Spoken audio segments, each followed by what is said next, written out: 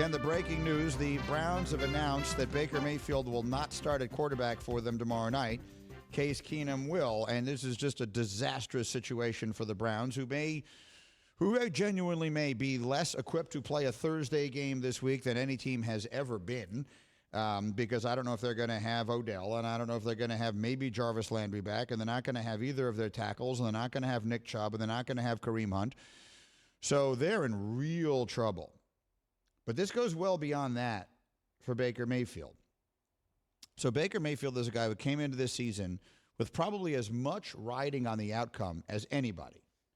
He's in the same draft class as Josh Allen, who's gotten paid, as Lamar Jackson, who is now setting himself up to get paid, like a Mahomesian kind of contract. And Baker is the guy for, I think, all of the right reasons that there was some question. Do you pay him or do you not? And he bet on himself. And if he had a huge year, which he isn't, and if the Browns had a huge year, which they aren't, then he probably stood to make like $150 million. But now what's going to happen? So they've picked up his fifth-year option.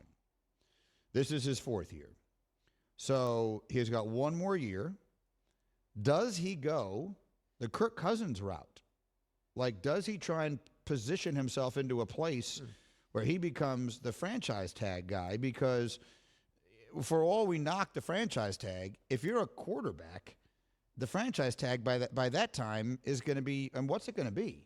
Like high 20s or $30 million. I mean, the franchise tag made Dak Prescott an enormous amount of money.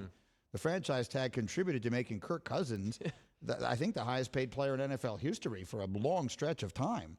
So that might actually be the route that it goes here. Were you telling me, the guys were talking about that on KJM this morning? No, we were just talking about that during the break with one of the producers. Got it. About that. And actually, so this past year's franchise tag for QBs was slightly under $25 million. Slightly under 25, and that's going to keep going up. He's still got a year before he gets to that. Some new quarterback contracts will drive that up. Again, it's an average of the top salaries of the position. So that might be a direction that it goes for him. We'll see. The bottom line of it is, this is what I learned this morning. Baker Mayfield's injury to his non-throwing shoulder is one that does not heal. It doesn't get better on its own. It will require surgery, unquestionably. That's not an opinion. The injury is one that will require surgery. The question is, does he have it during the season, like now, in which case he's out for the rest of the year? Or does he try and manage the pain, play through the entire season and see how it goes and have it in the offseason? I don't know that there's a really good option here. That's a really tough situation for him to be in. You could tell in watching the game on Sunday that it was affecting him immensely. I mean, he's a quarterback that, frankly, needs a lot of things around him to be going right, to be at his best. I have one number for you, Greeny, as it relates to Kirk Cousins in that route if Baker Mayfield does wind up going. If you go back to Kirk Cousins' first year playing under the franchise tag with Washington to now, he's the highest paid player in the NFL. Kirk Cousins has made over that time $159 million.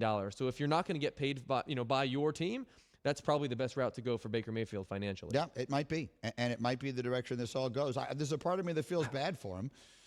I don't want to make this into the joke that I frequently do, but this all started because he made a tackle, or he tried to. He hurt his labrum because he made a tackle. Now, on the play this past week, obviously, he wasn't making a tackle. He got knocked down, and it was just hideous. Thank you for watching ESPN on YouTube. For live streaming sports and premium content, subscribe to ESPN+.